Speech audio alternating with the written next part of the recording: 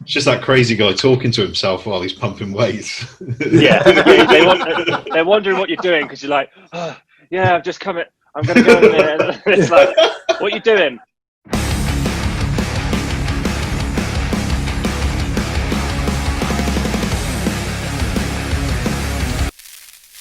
Hey everyone, and welcome to another episode of The Grumpy Dads. Joining us, as always, is Chris. Hello, mate. And I'm stoked this week. We have got with us Dan Oke from The Fallen State, which is one of my favourite bands. Hello. Hi, Dan. How you doing, mate? I'm really, really good. Thank you, guys. How are you? Pretty good. Pretty good. Apart from it raining and getting caught and being partially soaked. Yeah, this hoodie's stuck to me. Thanks for joining us, Dan. You're welcome. Thanks for asking. As always, we like to start our guests off with Icebreaker Antics. I don't know if you've ever seen it before. I did give you a little pre-warning. This is probably one of the worst ones that I've done. So, excellent. But Duncan is here to hold your hand and make sure that we get a few stars for you at least. So, extra effort. Okay. Right. First review. It's very moist, but it's very gritty. If I say my wife again, I'm going to get killed, so I'll avoid it. It's very moist, but very gritty. It is something simple like one of those sponges you clean your dishes with the gritty side, but the other side is moist. I do feel bad for saying it's wrong because some of the guesses we get are so spot on. But it isn't correct. That isn't the review I was looking at. Okay. Duncan? There's so many places my mind's going to right now, but I'm going to go for the 3 stars on this one. I think it's wet wipes or something like that. No, it's not wet wipes. It's not wet wipes. I always get scared. I always want the guests to get it right, not you. Second review. Well, unless mine is faulty, it wouldn't light. It sounds like 2 different things. What's the second thing, Dan? Well, I was thinking something that lights. Like, unless it's faulty, it's not lighting. But what can be moist and light? I'm like the worst Sherlock Holmes. Trying to figure this out. I don't know, Duncan. What have you got? I'll go from you, and then. Yeah, go on, Duncan. I think it may be a fire lighter set. No, you didn't get it right. That's incorrect. Oh! It does fit. Candle. Say candle. Yeah, candle. Do you want to? Yeah, you want to take him up on that? I'm going to go with candle. He's just failed you twice. Jeez. I'm sucking this week. Right, third review. Left a horrible sticky residue in my mouth and on my teeth. Sounds like my Friday nights. Left a horrible and sticky residue in my mouth and on my teeth. Well, unless mine is faulty, it wouldn't light, and it's very moist, but it's very gritty. What the hell? It's the third guess, so I can see that you're both confused. I'm going to go and say, think about the season. It's Christmassy. What's with the lighting up thing, though? Why is it trying to light? It's moist, it's gritty, it leaves a residue in your mouth. Yes. Is someone drinking petrol? Toothbrushes have a light on them, I guess, and it actually, can be moist. I did buy some toothbrushes that light up for my kids, so it tells them. Yeah, that's what I'm thinking. But it wouldn't leave a horrible and sticky residue in the mouth, though. Depends what you're putting on the toothbrush. Yeah. It is a food. Oh, Christmas pudding. Yes. Oh, Christmas pudding. See, I don't like Christmas pudding. That's why I wouldn't have even gone there. I'm going to ask, how did you go with your I saw you did a mince pie challenge. Yeah, so I love Christmas, right? I'm a massive Christmas nerd. I absolutely love it. As soon as it comes this time of the year, I'm buzzing. But I've never liked mince pies. And I know it's like the thing that you should like at Christmas, you know what I mean? And we were looking it up the other day, and apparently to like something, you've got to give your taste buds like 12 attempts to sort of get used to it, or that's when you know whether you like it or you really don't like it. So yeah, I've done it. My first mince pie was yesterday, and it didn't go down so well. I think it's the currants. Like, it's something to do with those dried currants. But yeah, I had it, and had it with cream. I had it warm. So today I'll probably have a cold one. But yeah, I'm going to do it. I'll try it, see if it works. get the Bailey's cream to go Yeah. with it. See, everyone's giving me advice on how to have them now. It's like on that poster, it's like have it with this. Get these ones. Get the short crust ones. It's like whoa. It does sound a little bit like a marketing ploy. What you just said that if you try it 12 times, just make sure whether you like it or not. Yeah. I mean, there's You plenty of stuff. 12, There's plenty of stuff that I've tried once and gone, I'm never eating that again. That is horrible. Yeah. I've never gone 11 more times just to make sure. Well, keep your eyes peeled. So I'll let you know. I've asked for several things several times. After once, I'm not allowed to do it again. Right, we're on to our second product. First review. Nice weight at the end. Lovely to get my hand round. The issue is the length. Where did you find these? I told you these were great. I was so happy when I found these. Is this seasonal as well? No, no, it's not traditionally seasonal. This one. Do you own one? Just from that.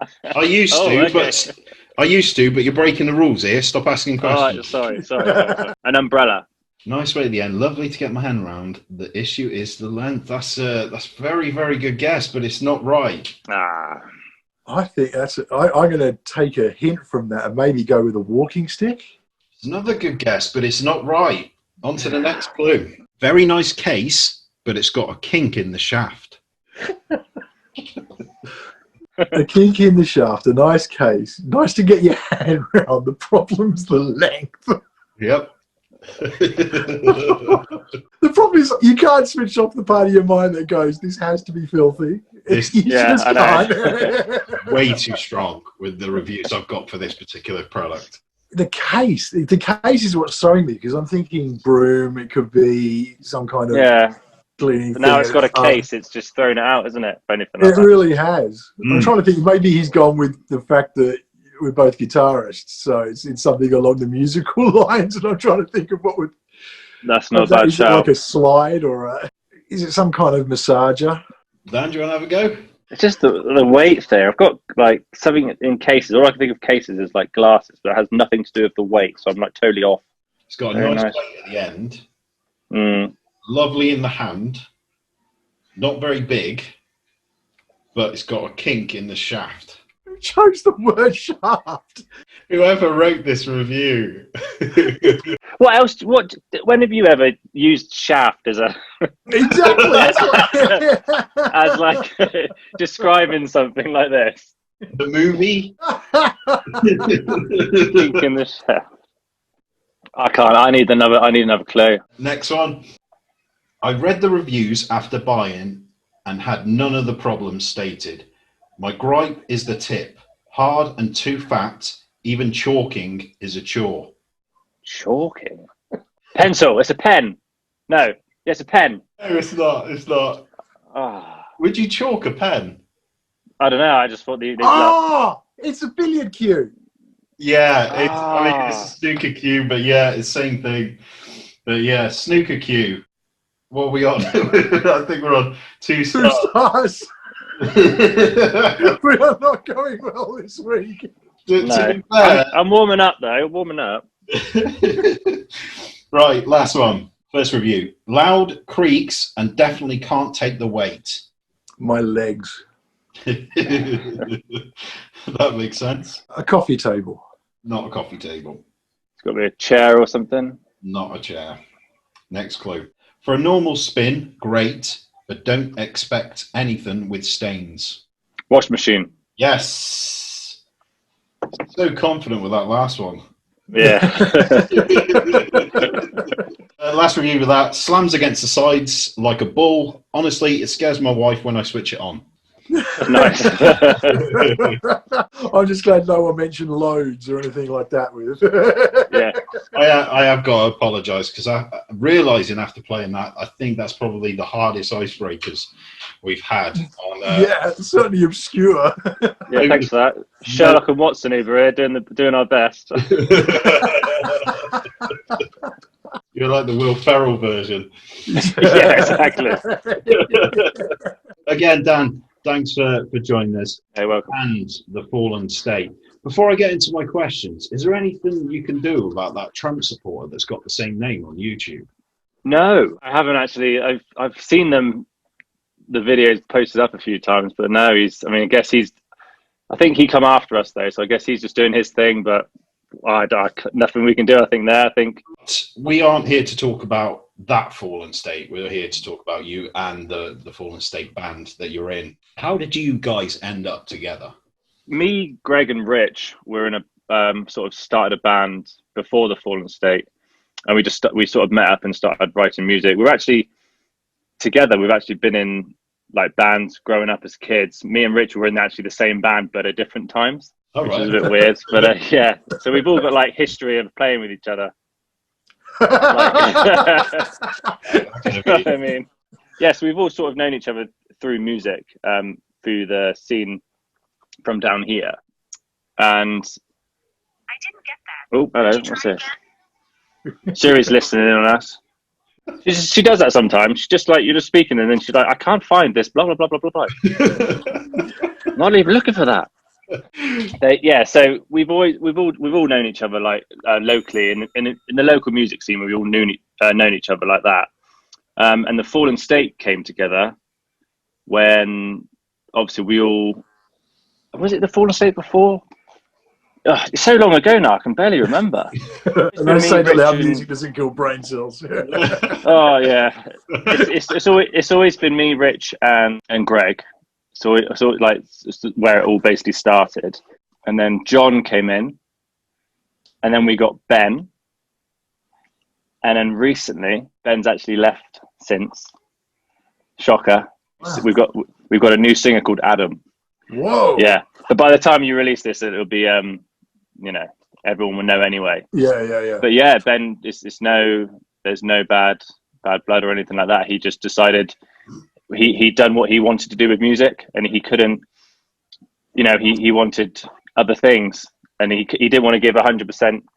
Well, when you're not 100% into it, like you'd hold everyone back, the other five guys. It's so a real commitment, isn't it? When you're in a band, it is. I heard really, Billy Corgan. Yeah. And he likened being in a band to being in a marriage without any benefits. Yeah, it's weird because like a group of guys and a group of really good friends, and it is quite hard. Like on the road and stuff, sometimes it feels like you see them more than you do your family. Do you know what I mean? You spend so much time with these guys, and I mean, the majority of the time it's great, but you do have your stressful times, and especially when you're creating something as well. There's always different ideas coming in, and so it can get argumentative sometimes. But it was nothing due to that reason. Ben literally he'd sort of done what he wanted to do, and he thought there was other things he'd like to do with his life. And obviously, being in the band takes up a lot of it, and he just didn't want to hold us. He didn't want to hold us back. This was a long time ago now, and we've obviously sorted. While COVID's been happening, we've been dealing with and sorting out our situation, and obviously the new single that's coming out will be with Adam, the new singer, and it should be. Yeah, it's exciting for You've got to respect that kind of. I actually respect that. If somebody knows they're not going to be able to commit, or not in the right place to commit to that, then do it in a way that's positive and not acrimonious. And I think that's great. But wow, so what's Adam like as a singer? Is he similar? He has. So it's really odd, right? So Adam, he has similarities to Ben, and you'll hear this when you hear the new track. But he also has his own thing. So it's kind of like the best of both. But you didn't want it. You want it to be new, and you want it to. Adam's Adam. He's not doing an impression of anyone. He's his voice. But it's not so far away from what we were before. But it brings his own touch, and it gives that little new flavor to us, which is really exciting. We got it perfect really with him. He's a really good, really strong singer, and I can't wait for you guys to hear it. Really, it's going to be be exciting. But it sounds like a nice balance, because obviously you'll have your fans already, and then all of a sudden you've got this new frontman that's come in. It opens up the doors to potentially new fans. So I think it's probably going to be a nice balance and a fresh. That's why we're quite excited, because it's like it's always when something little happens like that. It was scary for us to start off with, because obviously we're in such.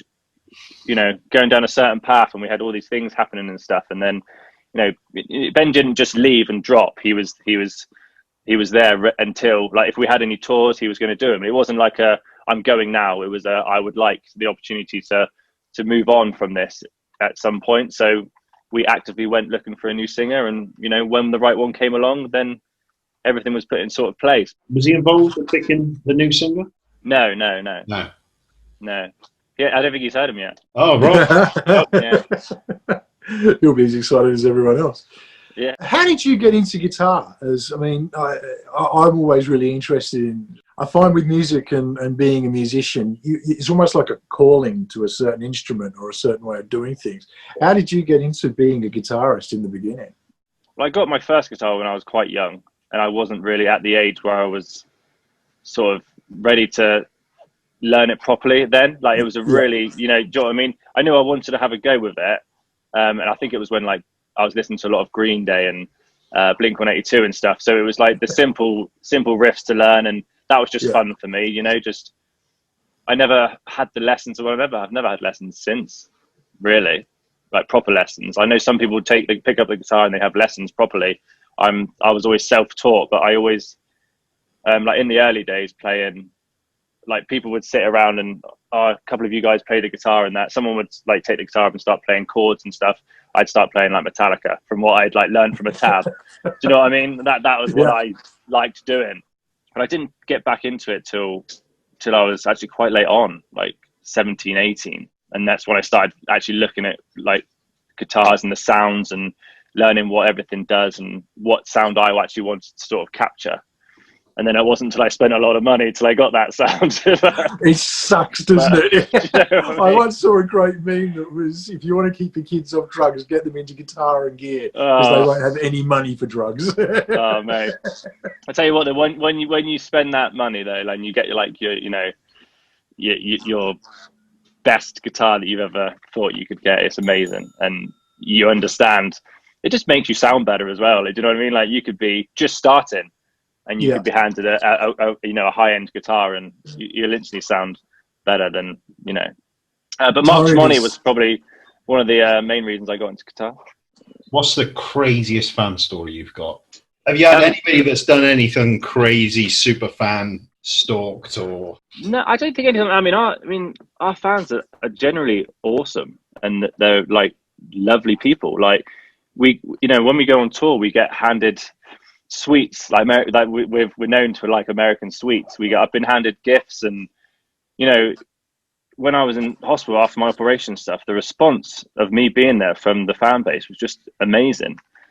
And so I don't think there's any like crazy creepy stories like that. It's just all good stuff. It's just all, well, so far anyway, we haven't had any until they see this. There's someone out there waiting.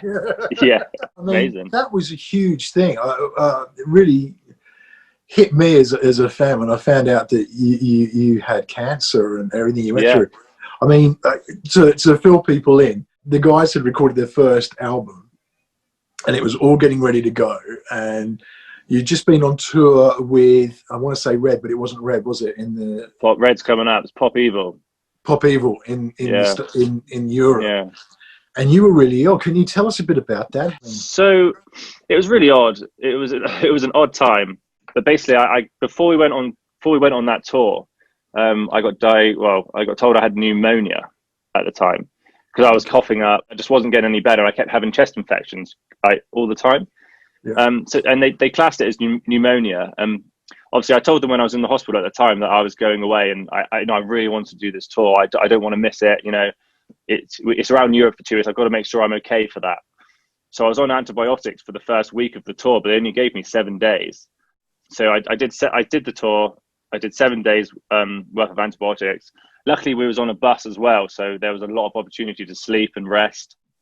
So it was doable and it was manageable.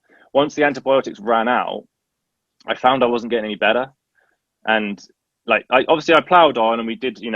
I didn't show it at all, but at that point I would have had a collapsed lung on one side. On my right side, part of my bottom of my lung had actually collapsed. And I think on the last show in Amsterdam, I was actually asleep half an hour before we went on stage, just because body was just trying to repair and do whatever you know, there was more going on that I knew, and because you were told it was just pneumonia and you get over it, you just cracked on. But yeah, I remember just not feeling like right in that, and luckily because I did this tour, when I come back in, they had me booked in for another scan, another X-ray as soon as I got back to check how it was doing. And obviously when I returned, it was on my birthday actually. I was just up there all day, and the pneumonia had got worse. When they couldn't understand it, because I had this course of antibiotics, and it was just looking worse. And I spent the whole day in hospital, still, you know, not thinking anything of it. They'd found fluid, you know, around your lungs and things like that, and I just thought they were going to drain it. And it wasn't until later in the day, after I had a CT scan, when they found a tumor. Well, at the time they just seen it as an abnormality on my lungs, but we haven't seen that before because we hadn't had those scans. And it was, you know, it was just really odd, because I don't think you're ever ready to be told something like that, especially when you're not expecting it. And, especially so young.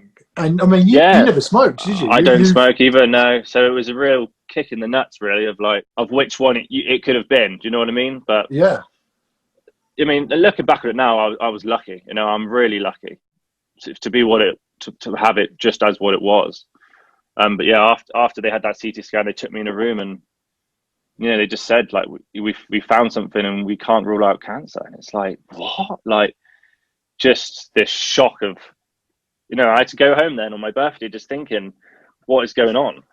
And then from then onwards, it was just, I mean, the next day there was a camera going down my lungs, and that was pretty horrendous. And it was just scary. But I mean, I was just thinking about my kids and that at the time.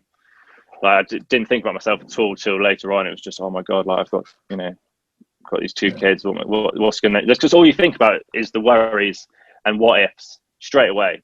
Because it's a scary word, you know. That's why probably the scariest. You know, yeah. And that's why, you know, I'm so lucky to have had the one I did. I know it's a nasty thing, but it could have been a lot worse. And the type of cancer I had was actually probably one of the. There's no better cancer, but it was the better one to have because it was localized to an area. And now they've cut it out, and I've, you know, lost that lung. It's, fingers crossed, touch wood, it's gone, and every scan I've had since, I've been clear. So I mean, that's such good news. But yeah, it was just such timing. And I mean, yeah, the community really got behind you, as in the fan community, and that was well. I didn't say anything. Things to see. I didn't say anything to anyone, and you know, my partner was always saying, like, when are you gonna tell the fans and stuff? And I said, I know when I want to do it. Because I don't want people worrying and stuff now. And before the operation, you don't really want to go in and just have a lot of people worrying and things like that. So it wasn't until the actual day of my operation, no one knew I was even going in for it. I just took a photo in the hospital. I uploaded it just before I went under. And when I woke up to just literally hundreds and thousands of messages. And do you know what I mean? And it was amazing. It was just, I think there's videos, my partner's got some videos of me just lying in bed, just listening to all these messages from everyone, you know, all over the country, all over the world, just writing in and speaking, and it was amazing. And it was just, it was amazing. And then, that GoFundMe campaign happened, and you know, it's absolutely incredible. The people we have, you know, the fan base and just friends and family, and that, it was just absolutely incredible. And even some of the bands that we've been on tour with, you know, helped as well. And you know, that's amazing. It was really, it really was incredible. And even now I go to gigs and people come up to me and just feel like they can talk to me about a lot more things now. Sometimes we don't just talk about music all the time. I mean, we never always have in that, but I have someone that I've known for quite a while, and her dad was going through something similar operation, and she, you know, because she knew me, she felt that she could really talk to me about it, and you know, that's brilliant. That's amazing. I mean, you guys have that connection with your fans that is really cool. You spend time after gigs and actually hang about and meet people. And always. Well, we're all into the same thing. We're all into, you know, the reason we're doing this band is because we love music and this type of music, and the people that come to our shows are the same people. So instantly we've got 100 things to chat about, and we're so excited about it, and so is everyone else. So it's like, well, the funny thing, I don't know, you might not know this, I might still know this story, you might not, but when I first got into you guys, it was obviously when you were touring with Tremonti, because I'm a big Alter Bridge Tremonti fan, and I know you are. I know Tremonti's one of your main influences, isn't he? Yeah, definitely, yeah. And I was wearing my Tremonti T-shirt that I just got when he released A Dying Machine. And I was walking around Rock Park in Barnstaple with the kids.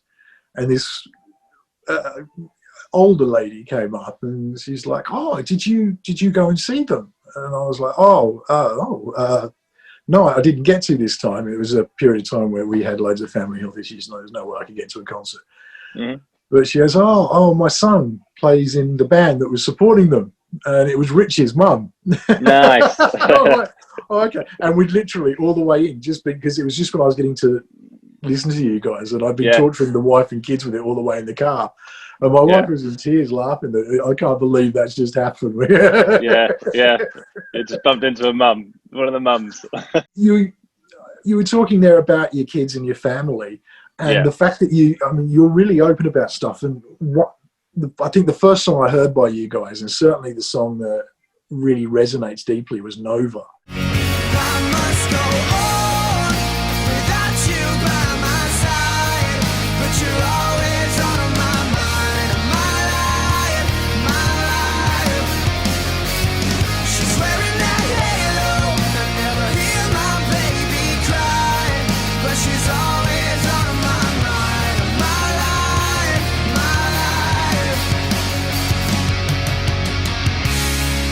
And I didn't realise for a long time where it's obvious when you listen to the song, it's been inspired by something pretty deep. Yeah. And then I found out through your partner sharing on Alter Bridge page, actually. Yeah. They actually shared what that song was about. I mean, can you talk about that a bit? If you're not comfortable with it, I understand. Yeah, no, it's absolutely fine. I mean, we lost our first daughter quite away towards the end of our first pregnancy, and obviously it's a terrible thing to go through. It really is.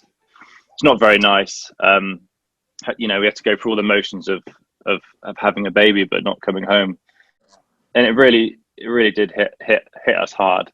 At the time, I turned to music, as I do with a lot of things, and I just remember while I was doing that and listening to these songs, and there's certain songs by certain bands that have the similar vibes and similar ideas that they just speak to you, and it's like it doesn't make you feel alone when these things are happening to you, these terrible things which happen to everyone. Like, everyone's got to understand that it's not just you. It happens to a lot of other people.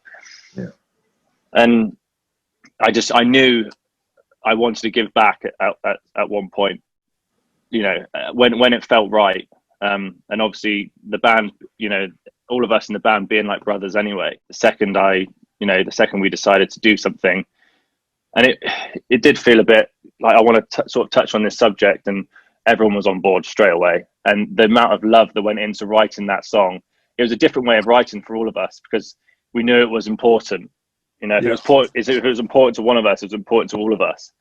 And the way we just went about writing it was just different. It just, something about it felt different, and it just, like, so much love and everything went into the creation of everything, even down to once the word like Nova was sort of implemented into it, like, it was just, it got exciting towards the end because of how it was just opening out. And I remember there's a tapping guitar bit that John did that sounds like something really spacey.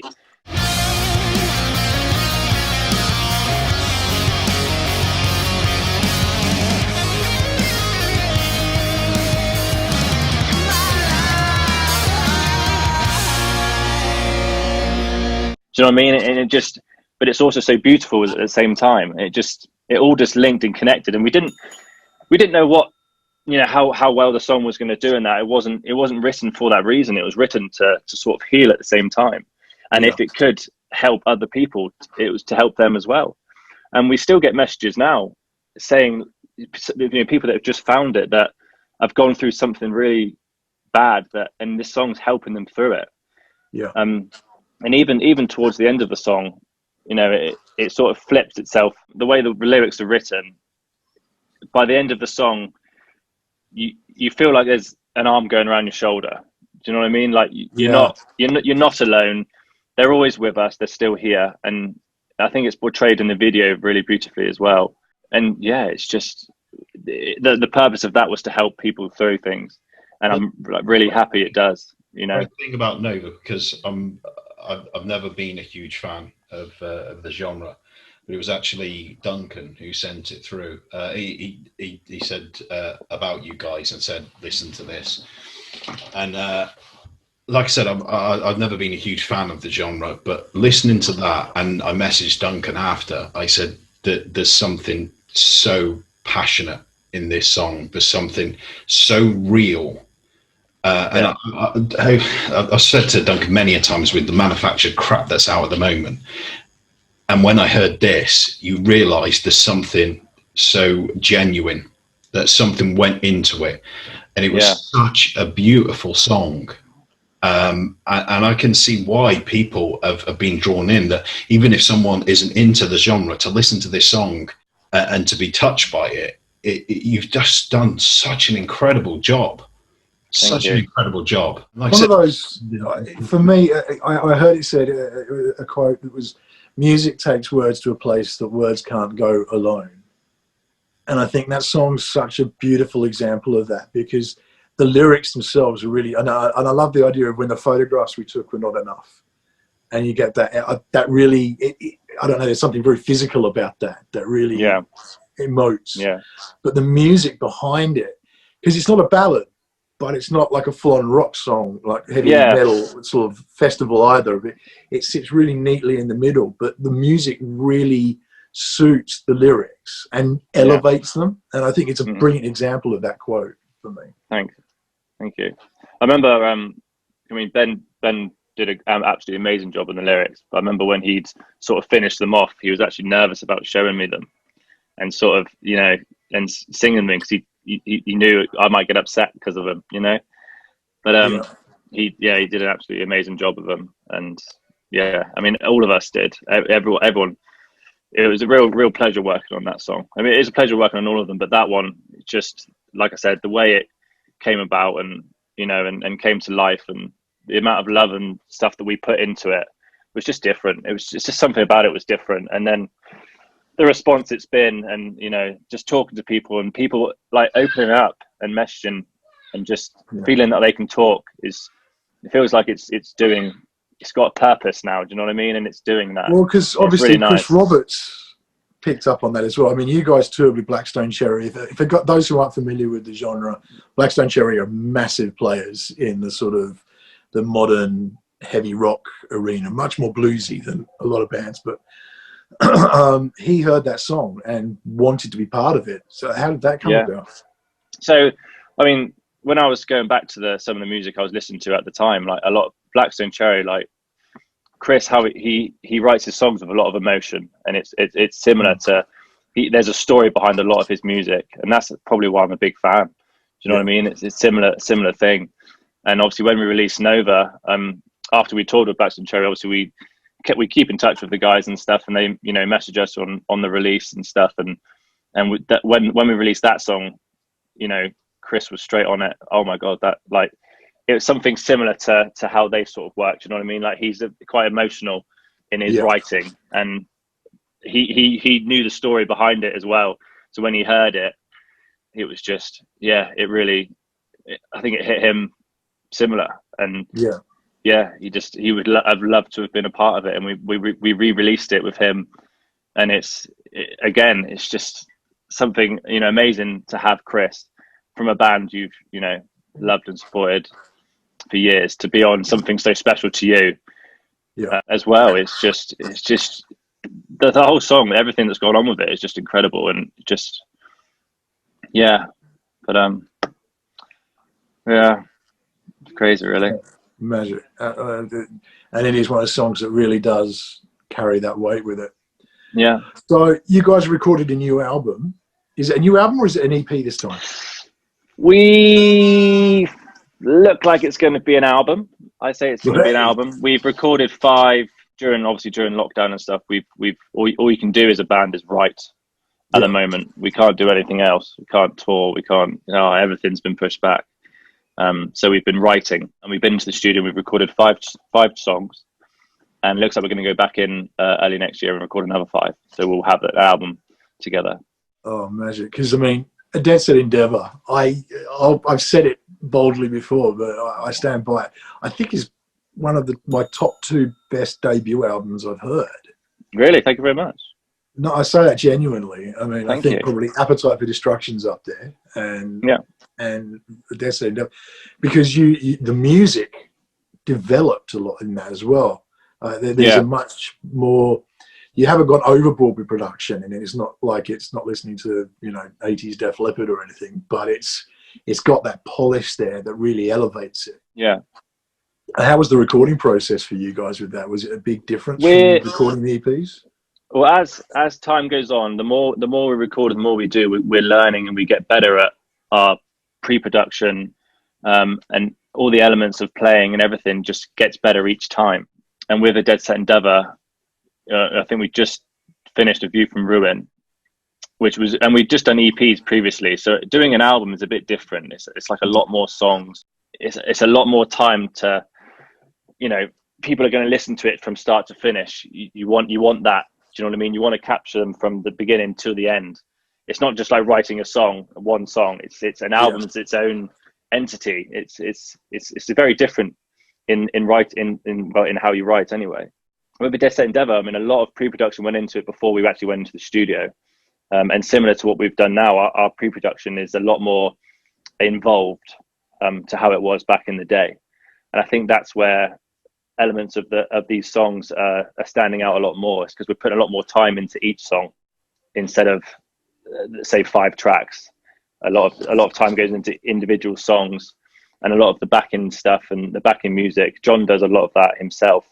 At home with adding synths and things like that, and really just bringing them to another level.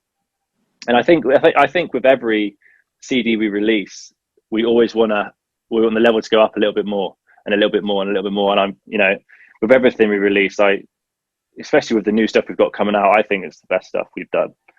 And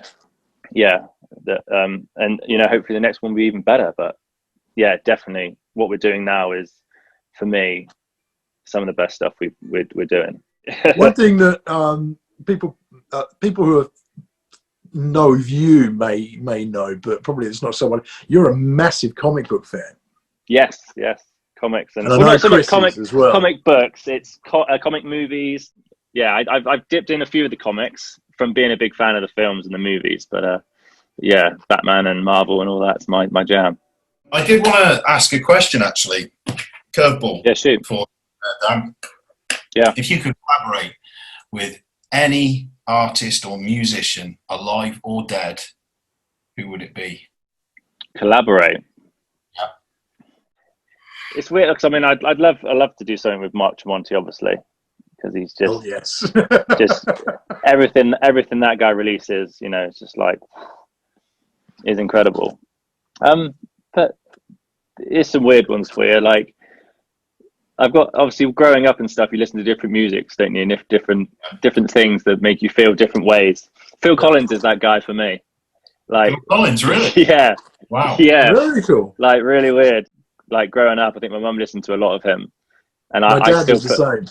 I still put him on now, and it's like, obviously now I'm a musician and writing music myself. You listen to his stuff back and you listen to it differently. Yes. You're like, he's so good. Like, do you know what I mean? So, and his lyrics and stuff, man, he's just brilliant. Like, maybe him, but that would be really. There'd be cool. too many. There'd be too many to call off. I'm quite selfish like that. I'd want them all.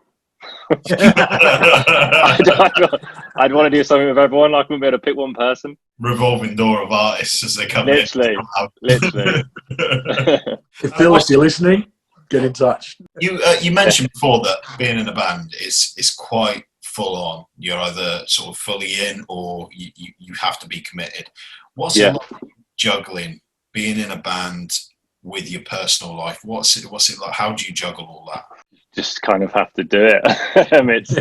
It's crazy. You have to have people around you that support you as much as, do you know what I mean, you want to do it. And we're all lucky enough to have those people in our lives that want. I mean, I've had 2 kids, and we're still at the quite early stages of a career, really. And you know, Iris was 2 weeks old, and I was in the Apollo playing with Three Doors Down. Do you know what I mean? But and it was luckily she was born at that time. But yeah, to have people that support you as much as you want to do it is key. But no, it's you spend quite a lot of time doing band things, whether it be music, video, or touring related. It takes up a lot of your time, but you've got to want it. Do you know what I mean? And enjoy what you're doing. The second you stop enjoying it, just stop doing it. That's what I say. I mean, you're a really, you're a great dad. I'll say that quite openly. Oh, thank you. The stuff you post and the relationship, and you seem to have an amazing relationship with your partner as well. Yeah, and thank she you. seems to be probably your biggest fan. She's been with me for everything. Do you know what I mean? Everything that's happened with me has happened to her as well. She's been with me through thick and thin, really. So yeah, it's great to have someone like that in my life that really can sort of support me and help me through that and support everything I want to do as well. It's really a important thing for me anyway. And, you know, she's given me 2 amazing kids. So I think that's when you realise that you've met that right person, is when they're there thick and thin, no matter what, supporting you and everything you do. Obviously, Duncan, you've been with your wife for 12 years, and we mentioned last time I've been with my wife for 16 years, and through thick and thin, through your downs and your ups, they've always been there. Yeah. To pick you up when you're down, or to support you when you're on your way up. Yeah, it's you just know when you go through those instances.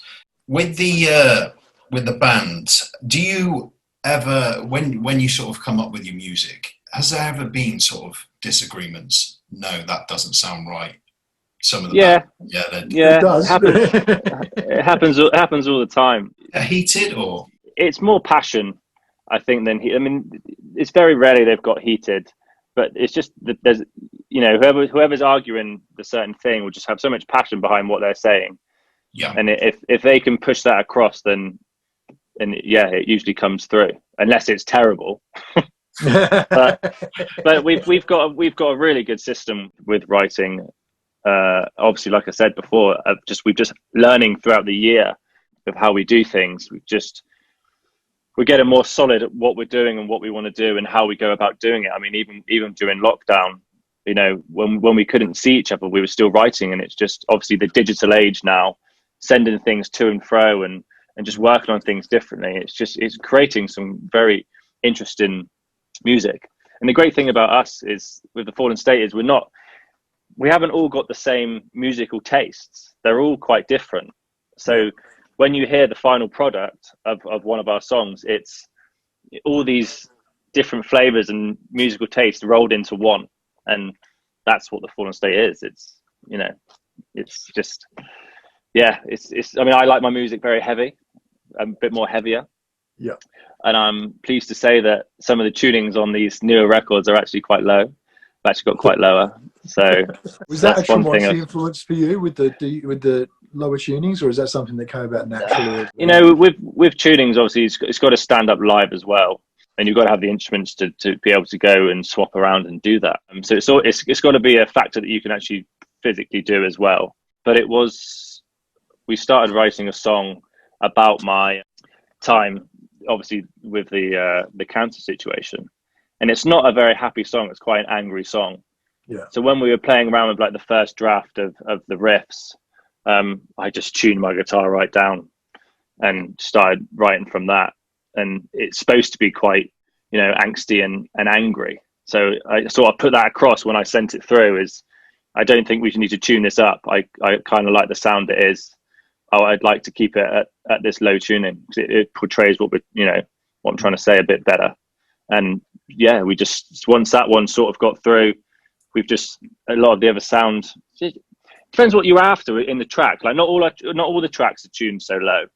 No. But depends what you're after and what flavor you're trying to give that song and sound. But I definitely, just something about the lower tunes that I think possibly because I listen to a lot more music in those tunings, it sounds a bit better to me. But you know, like in the Die Machine album, Shawnee done that song in standard. I can't remember what it's called now, but it's absolutely amazing. Take You With Me. Yeah, it's incredible, and you wouldn't have thought that from him, would you? Like, no, making and that song sound doesn't sound standard tuning when you hear it. No, and it's just really brilliant, and it's done in his certain way. So it's, you know, it doesn't mean tuning's not everything, but here she goes again. What do you want now? She says she's sorry. Oh, fair enough.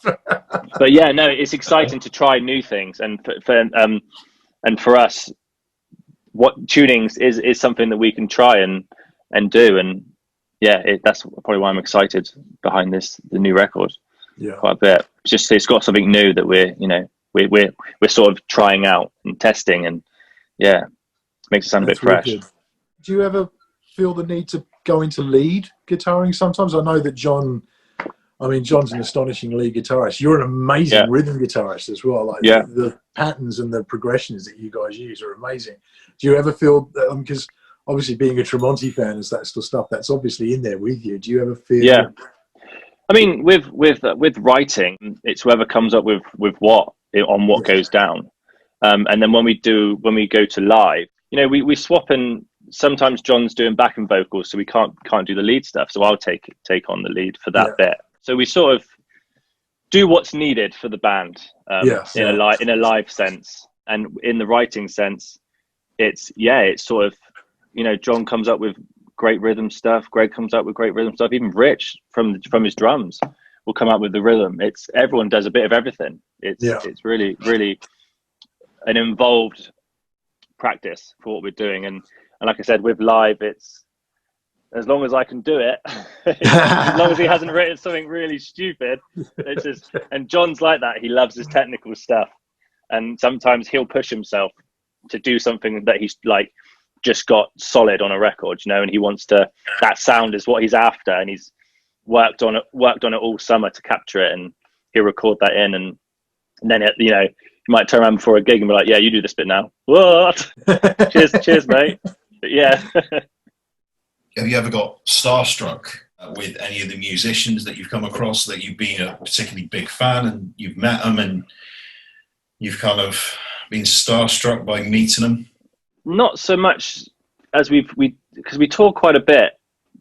We did before COVID, and early on when we just started out and we were, you know, rubbing shoulders with these big names, it was you didn't really know what to say, and you know, you wanted to be, you know, professional in your position in what you're playing, you know, supporting and things. But honestly, like every band we've toured with, they've been the coolest people, and they're just so down to earth. Like even with, like, you know, Mark and stuff, like he's just the coolest, one of the hardest working guys that we've witnessed in music, and they're just great guys. And you're literally, you know, that's why we try and be the way we are. It's just because a lot of the bands that we love and support are very similar.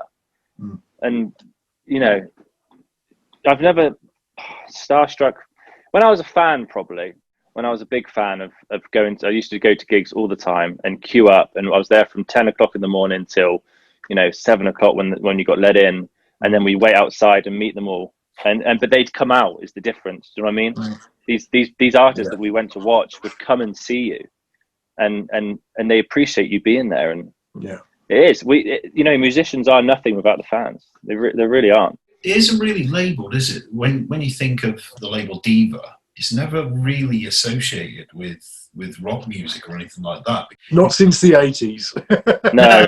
But I mean, even like you said, that bands now, they will go out and they'll spend time with their fans and they'll speak to them and everything else. And it does seem like the stigma is on other genres, that you'll hear these ridiculous things that they'll want, and not just sort of not appreciating their fans, but going into silly levels of getting a hotel room and wanting a bowl of M&Ms, but they want a bowl of green ones. Yeah, it's not having a different rider and stuff. And you never hear it from your genre. No, I think it's with people like with a lot of rock bands and that, you can't just get somewhere within a year. It takes a lot of work and it takes a lot of building. Do you know what I mean? It's not just something that happens overnight. With a lot of these sort of the other sort of industry, other artist areas and stuff, like with X Factor and things like that, you go from being nothing to somebody, and I don't think you don't have time to deal with it and sort of come to terms with how you should be and how you should act, and you just turn into a dick straight away because you've been. Do you know what I mean? But everyone treats you differently as well, though. I think that's what happens is they treat you differently, whereas. I don't think it will never happen with us unless we got huge and we turn into massive dicks. But that's never going to happen.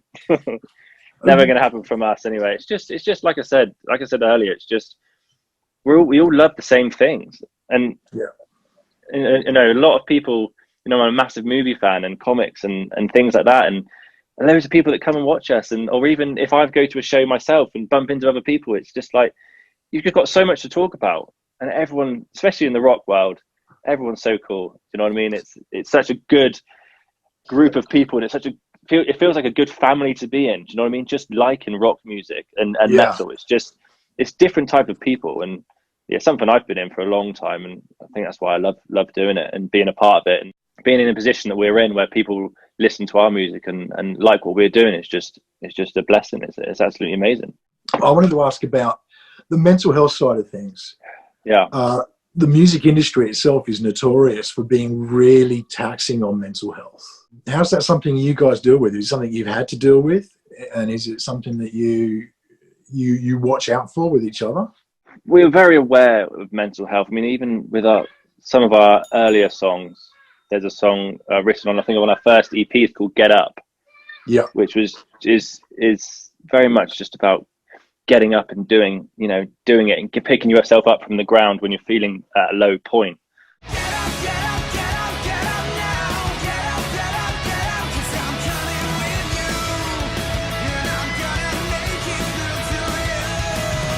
I mean, everything gets everybody down, especially this day and age. The best thing to do is to talk about it and not be afraid to talk about it.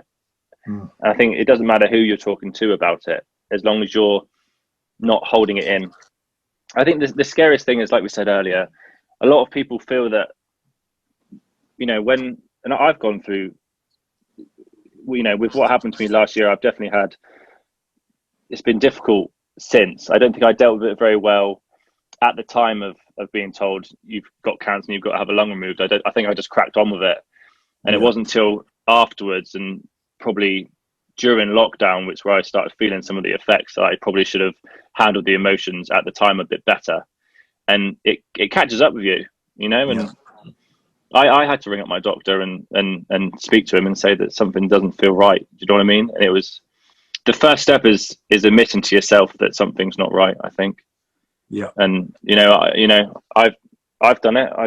I honestly now, first, it's probably news to you guys, but during the lockdown and that, I didn't feel 100%, and it was when speaking to the doctor and stuff, it was normal. It's quite normal to be like, especially with the lockdown happening. You've got to speak to someone, and you've got to anyone that's there to listen, and you're not the only one that's feeling that way. And I think once you realise that. That's often the hardest part, I think, isn't it? Because you feel it's isolating, and you think no one else is going to understand, because who can understand what's going on in my own head? No. Well, you can't even understand what's going on. That's the worst thing. That's it. Yeah. You don't know what's going on. So it's also the stigma that's attached, which I think is changing now. Yeah. Admitting that you've maybe got an issue with mental health, or you're feeling down for a short or prolonged period, it used to be deemed a sign of weakness, especially with males in this country. Like, get over yourself and just pick yourself up. What's the matter with you? That is slowly changing now, and I think it's becoming more of a forefront, and it's a great thing because it can have such a heavy toll. And it's one of those things when someone says about depression, because I've suffered with depression a few times in my life, people seem to think that depression is you're feeling down. For me, it wasn't about feeling down. It was about feeling nothing at all. I couldn't feel. I didn't feel happiness. I didn't feel down. I didn't feel angry. Food didn't taste the same. It was literally, you're almost completely taken out of existence. You're a husk of yourself. And it wasn't until the wife told me to go down to the doctors, because she was genuinely worried. And it's one of those stigmas that thankfully is changing now. People around you notice it a lot more before you notice it yourself, I think. And it's a similar thing with me. You know, a lot of people around you get more concerned, but then when they start saying that you need help, you think, no, I can handle it. You know, I thought I could, and I researched it myself, and found out that going to the gym releases brain cells, going stuff in your cell, and and I love going to the gym, and I was like, I'm in lockdown, that's why I can't do it, and that's the reason, and you blame things quite easily, don't you? Excuses, isn't it, that you try and fool yourself? I think the other thing is you get so blinkered, don't you? I found this when I've been in that position myself, and I see it with my wife who's bipolar and suffers with this a great deal. But it's this thing of when you're going through it, you become very inward, and that's a symptom. It's not something to be guilty about. It's part of it, but that in itself kind of takes the objectivity away and the ability to go and seek that help and support. I think it's when it hasn't happened before, it's quite a new thing, and you don't really know how to deal with these new feelings that or no feelings, like you were saying. Yeah, it's just everything that you once, like, I know exactly what you're saying, like what you once enjoyed, you just don't enjoy it anymore, and you don't know why. It's so odd, like I used to love in the evenings, when the kids were in bed, just going and sitting on the PS4, having a game, and it got to the point where I was just sitting down for 5 minutes and going, oh, I can't be arsed, like. Yeah. And whereas last year I'd be buzzing for the latest thing that was out. Do you know what I mean? Or watching a film, you can't even finish it because you're just not into it. It's so strange. But sounds so familiar though. Is that you almost feel like you're wasting your time. When before, I like you said, I'd be buzzing about a new game out. And I'd try and crack my shell to get out of this by getting this new game. And I'd be sitting there, and it would be so mundane, and my brain just wouldn't link up and go, well, you used to be excited about this and this and this and doing this. And you're playing, and you just you're going through the motions until you realise I'm just not into this. I completely relate to that. That's it for this week, guys. Thanks for joining us. Want to thank Chris, as always. Thank you, mate.